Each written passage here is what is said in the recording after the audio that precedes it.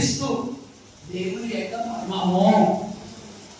జుట్టు కత్తిరించుకున్న స్త్రీ ప్రార్థించడానికి తగదు. నీ జుట్టు ఎక్కడికి వెళ్ళాలి? నువ్వు చచ్చే వరకు కింద వాడమే. రాలిపోయింది, నువ్వు సవరణ చేసుకో, మళ్ళీ దాంట్లో కూర్చో.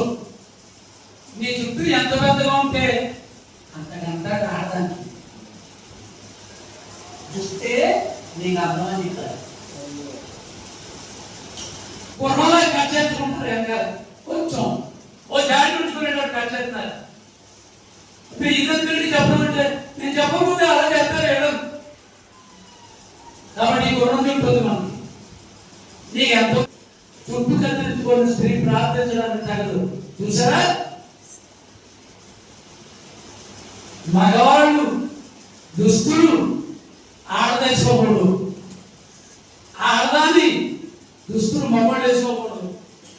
దేవుడికి అది అసహ్యం, అభద్రం.